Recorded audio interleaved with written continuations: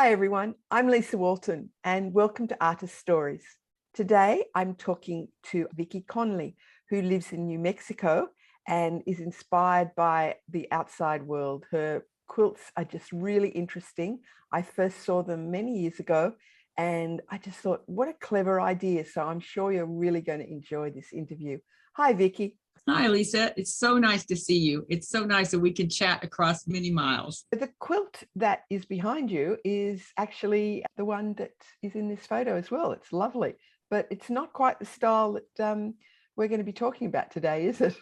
No, but it's a nice big quilt, and it's actually hanging on the wall next to an old grandmother's flower garden that my great grandmother started.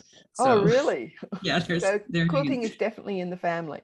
We're going to talk a little bit more about that later on. It looks to me a little bit here like you were originally a potter, or are you still? I have just retired after 42 years as a full-time production studio potter. And I own a gallery in Ruidoso Downs, New Mexico, where I live. I spent the first 20 years of my pottery career on the road doing arts and crafts. In the year 2000, when my kids both were off in college, we bought some property and opened this gallery, Pinon Pottery, where I now sell my art quilts as well as my pottery. And all my customers are just giving me grief over retiring from pottery making to be full-time now with the art quilting, because pottery is just taking a toll on my body, on my hands, on my back. And it's just time to give that up. And I'm so enjoying just being a fiber artist. So I can imagine just leaning over the wheel and carrying everything around. yes, it's real hard on the hands and it's very heavy. And that one right there, the little black dog, that's one of my supervisors. We have lots of supervisors. The style of yours that really came to my attention was a quilt that I saw at an exhibition that was traveling the world through SAQA, which is Studio Art Quilts Associates. And it was in this style. So would you like to tell me a bit about this style and why you've been inspired? That sock quilt was called textile posters. And what immediately popped into my mind were these historic national park posters.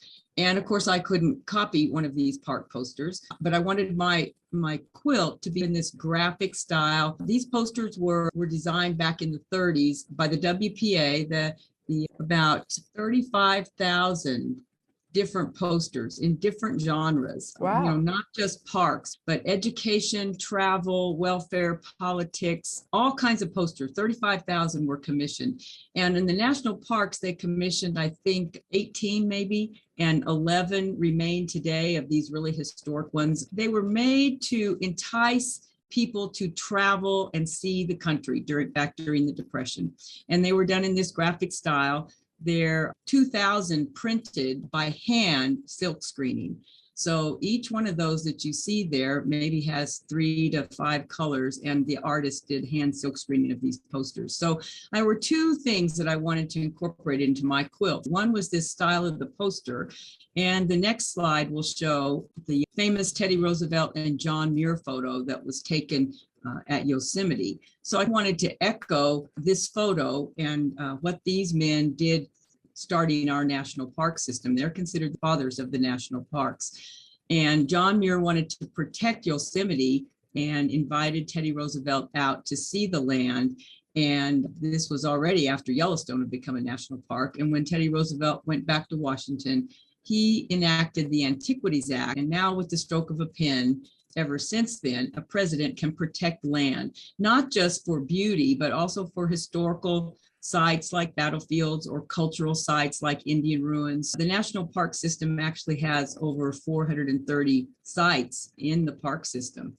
So wanting to reference this photo of these 2 men, we were camping in our RV with our good friends. And in this picture here on the left, that's a picture of my husband on the left side and my friend Dennis on the right side. And we were at Zion National Park, and that's what I was going to use for my image or my inspiration for my poster quilt. And so everywhere we went on our trip, on our hikes, I would have the 2 guys pose and point up and look up at the feature. And then in my quilt, I ended up putting the little silhouette of the 2 of them. And so you can see in my poster quilt there on the right, that I have tried to continue that graphic look of the park posters and include some words there in the silk screening, hearken to things that you might do in the park, like hike to Angel's Landing. This peak is called Angel's Landing, and the name of the quilt is called Reach for the Sky. It's just a beautiful quilt. It really caught my eye. We're going to have a look at the process that you use to create these quilts. So here is a starting point. Yes, at the beginning, I was starting like from one photo. Now I try to pull together 2 or 3 photos, and sometimes I just draw from my imagination. But this is just a little tracing I did from my photo with the 2 guys there at the bottom. And I want a graphic look, so the pieces are large and blocky. And so I start with just a basic sketch, and then I decide on whatever size I'm going to make it, and I take it into the computer and blow it up with an online service and print it out on 8.5 by 11 pieces of paper and tape them together. I work on wash, water-soluble stabilizer, and I leave it in. So I will trace from my blown up pattern on this paper stabilizer. And the stabilizer is just a slight bit fusible, and it gets soft when it's wet. And so I leave it in the piece, and then it gives it great body. And I just don't like all that tearing out. If you use freezer paper, then you've got to rip it all out. And I don't like that. So I use this stabilizer to actually do the turning of the edges using glue stick around each piece. I use a lot of gradation fabric. Carol Fowler gradations are my favorites, but they're hard to find now. And so any kind of gradation fabric will work. And that kind of gives some glowingness to the piece and still have the blocky color like solids would, but a little bit more movement with the gradation fabrics. So each piece is cut out of that entire stabilizer, and then I cut it out with a little seam allowance, and I use just a simple glue stick to turn the edges, and then a light box to piece it all back together. And then the pieces are zigzagged together with clear thread. But usually before I do any edge turning, I'll do like this, where I try to pin all the pieces to the design wall and see if I'm happy with the color choices and the piece choices before I do the edge turning and the sewing. So I use the design wall so much. So here shows the guys, and I just went right into Photoshop and put them out with the selection tool and then turned them into black silhouettes that then I could make a silk screen out of to put on the quilt. So here's what it would look like with the lettering. I also designed all of the lettering in Photoshop. And I'd like my lettering to echo those park posters again. And they have the little circle with the National Park symbol in the middle. And of course, I couldn't use that for copyright issues. So I always put a little circle right there in the middle with the year that the National Park was established, as well as maybe some smaller words I mentioned about things to do in the park. So I designed that all in Photoshop based on the true size of my design. After I finished the entire quilt, then I'm going to make these silk screens. And this is one right after it's been printed. The next one shows the layout of all the silk screens. So in this slide, how I've lined up all of the different silk screens that I made with my Thermofax machine after I've designed the lettering in Photoshop. And it is pretty scary to do that silk screening on that finished pieced top. Yes. But there for a while, it was working great. And then eventually they weren't working at all. And I didn't know what was wrong. They changed the kind of silk screen material. I didn't know if it was my machine. It just wouldn't print. And so for a while in my series, I think I've just finished number 10 in the series. When I got to the point where the silk screens wouldn't print anymore, you've got to figure out what to do if you want to continue the series. Definitely. So then I started designing that foreground part of each quilt. I designed the fabric and the lettering all in the computer, had it printed at Spoonflower, and then pieced it into the rest of the quilt. But now I think I've got my silk screens working again. Hopefully I won't have to go back to that other method. It is extraordinarily risky, because all you've got to do is have a blob of go the wrong way and then you've ruined everything. And I can imagine that would be very stressful.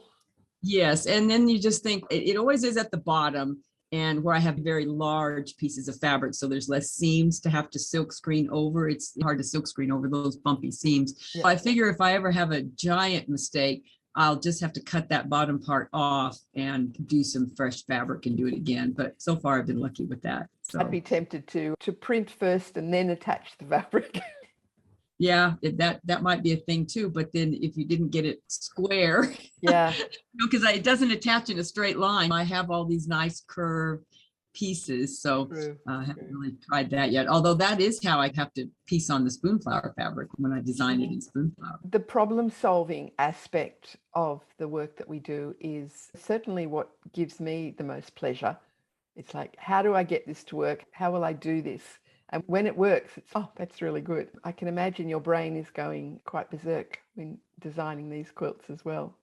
Yeah, when there's a problem, you just have to figure it out and do something different. There is no rules, and we can make it work however we have to make it work. So here you can see that, probably still can't even see the zigzag stitching. It's so small with clear thread that all those pieces are put together, and then the quilting on the top. I do a medium density quilting and kind of contour quilting within the shapes. Okay. I don't like to quilt things to death, or I call it quilted to cardboard. I'm not, but like a medium amount of quilting. You're right about the zigzagging. I can barely see that. So you said you used a monofilament thread. Do you have Yes. any hints or tricks? What works great for me? I do have 2 workhorse sewing machines. I do my regular sewing on me, and I keep my Bernina set up with the zigzag stitch, and I use the invisible thread in the top and the bobbin, and like a 1 millimeter by 1 millimeter stitch, and a small needle, a size 70. You could do a size 60 is even a smaller hole, but the needle threader won't work on the 60. So I use the 70, but I don't have any problem. And sometimes I quilt on my long arm with the invisible thread, not in the bobbin though. I use something else in the bobbin on the long arm. And I do use a long arm, even the smallest quilt. I do not like quilting on the domestic machine. My brain doesn't work that way. What sort of long arm do you have? I have an Innova, Uh-huh. and I really like it.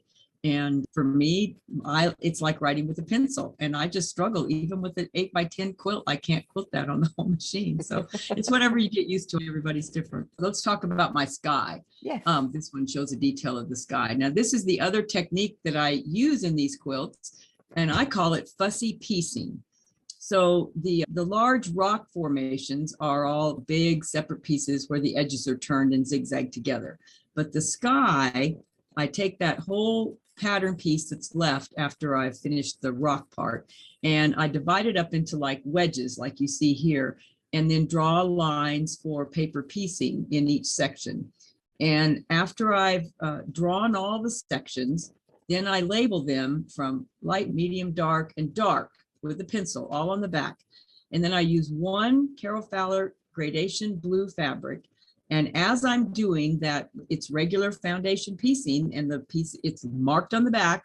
I pick the area of the fabric in light, medium, dark, whatever it says. And then I get that really beautiful gradation in the sky. And that makes those rock formations really glow because the sky goes from light to dark. It's very clever, very time consuming. Yeah, it's time consuming, but I think it really is one of the key things that I'm really getting known for. The whole park series has that kind of sky. So here's a few more slides now in a different quilt. Again, starting with just the basic drawing inspired by a photograph. So there's a photograph of the glacier in Glacier Bay up in Alaska. And then sometimes I'll take it into an app on the iPad and color it in Photoshop or on the app, just to get some blocking colors. And on this one, instead of having a little silk screen image in the front like I usually do, like I had the guys in the one that we looked at before, that most of them had some small silk screen image. With all of this water in the front of the glacier, I felt like I needed something bigger. So we're having a large pieced whale. And here's where you see that I'm auditioning my different fabrics and pinning them all to the design wall. And because of the silk screening, I need a fairly clear, not busy type fabric. So I actually painted these foreground fabrics for this one to get the ocean. I wanted it to be grayed out as it got to the bottom of the glacier, so the glacier would really shine and show up. But down at the bottom where the lettering was going to be, it had to be a fairly clear blue. I hand painted those fabrics, and those are the two that you see there that I pieced together for that. And then the browns pinned on there were for the whale. So this is what I spoke about on how I take that one gradation fabric and I label it from light to dark on the fabric itself. And then on the design itself is labeled the same way from light to dark. And then I choose those areas of the fabric. So I'll cut a yard piece and I'll just fussy piece it as I go along. That makes that beautiful gradation sky. And so here you can see where the light gradation is on the left piece and how I build it up in those sections. It's just regular foundation piecing. And then the rest of it is the turned edge. Well, the glacier is some foundation piecing too, but a little bit more improvisational. The sky is truly planned out so that it goes from light to dark. Quite a few combinations of techniques that you're using in your quilts. Yes. And then when I get ready to really design that lettering, I'll take a photo of the finished top, like you see there on the right, and take it into Photoshop and change the size to the real size of that piece of fabric, like 32 by 48, and then design the lettering so that I get the lettering designed exactly the right size to do the silk screening. And I think that shows the back here since it's all zigzag back together, and I leave that stabilizer in. I don't have to do any ripping out. And it just gives wonderful body. My quilts hang really square and straight, and the bottom doesn't curl. I think for a wall quilt and a piece of art, it's fabulous to have this extra layer in there after the quilting. It's very impressive, the number of pieces in your sky. You have inordinate patience, I would think. It's quite an interesting exercise, isn't it? So you just divide it up into shapes and then divide the shapes up into shapes. Yes, so you can see on the back of that backside, you can see the major sections, and then you can see the pencil marks there of all the smaller pieces where I've divided it up just with the pencil. Yeah. And so they're all about the same size, but it's totally random how I draw them. And then I just label the whole pattern from light to dark. That's the key. And then use the correct place in the fabric to put it back together. So you don't just sit at home and try and work out what to do in these national parks, do you? You actually go there.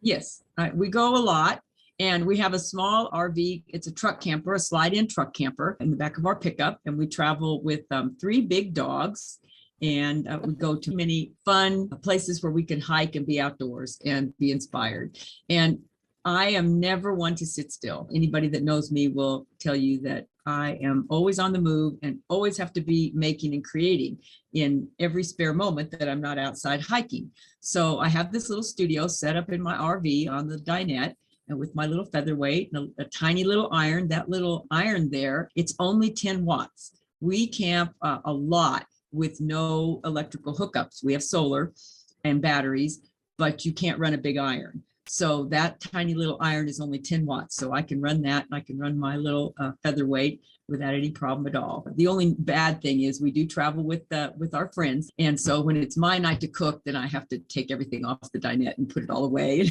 stick it on the bed. Very impressed at your ability to work on the move as well. I think that's great. And I do a lot of drawing and sketching and lots of photography. I'm not a photographer. I just use my photos for my own inspiration for the pieces for when I get home. And I do a lot of sketching when we're on the road. This is where you're sitting now, because I recognize the quilt and your grandmother's flower garden hanging there. This looks like a wonderful space. It's a nice space, but I wish it was bigger. It is only about 13 by 14, something like that. And unfortunately, I have a humongous pottery studio that I've had for 22 years, but it would just be so costly to remodel it and clean it up to be a sewing studio that I'm just going to be happy in here. And I have my Janome and my Bernina, and a nice big cutting table, and my long arm there. So when I first started getting into this quilting thing back in about 2003, 2004, this was my husband's office. And we decided that I needed a bigger studio to buy this long arm, and we made it a little bigger. We remodeled and added 3 feet of space to it. And like I said, it was my husband's office. And we moved his office into we had a large walk-in closet. So the funny line is, when most people were coming out of the closet, he went into the closet. And he loves to tell people that. He's been so supportive, and he takes all my photographs. He's got a big high-end DSLR camera, and he likes photography. So he takes my photographs, and he gladly gave over his office to be my studio. So this is my indoor studio. Excellent. Now I'm looking here, and sitting on your big cutting mat there is, I recognize it's like an iPad camera, whatever, stand. Does this mean that you're teaching online? Yes, I've just started doing some online classes. I have one called Turned Edge Machine Piecing, where I teach that technique that I use in the national parks, where I use the stabilizer and we turn the edges and zigzag it together. And then I have a class of that grid looking paper there on that table is my code breaker class, where I've taken Morse code to translate a short phrase, and then using that Morse code translated phrase translated into fabric and get beautiful, unusual repeating patterns. Every quilt is totally unique. So I've got that online class. And next year I'll be teaching the whole national park type class from photo to imagination, where we'll actually do a piece very similar to my park quilts. And I'll be teaching at Asilomar in California, next empty schools. So I'm very excited about that. Everybody loves Asilomar. One of my goals to teach there one day. You never know, but that's fabulous that you've had that opportunity. You were artist there? I was. Yes. My classes are hosted on Creative Spark, C&T Publishing's site. And I also have a lecture there all about my national park quilts. And I have about 10 of them in that series that look like posters, but I have many other national park quilts that I talk about in that lecture that's on Creative Spark's website. All the links to Vicki's classes online and the Creative Spark link are in the description box below. So I hope you'll check them out and maybe book into Asilomar as soon as that opens up. That would be really excellent. That's like going to camp for adults. That's how I looked at it. It's a piece of heaven to go to Asilomar.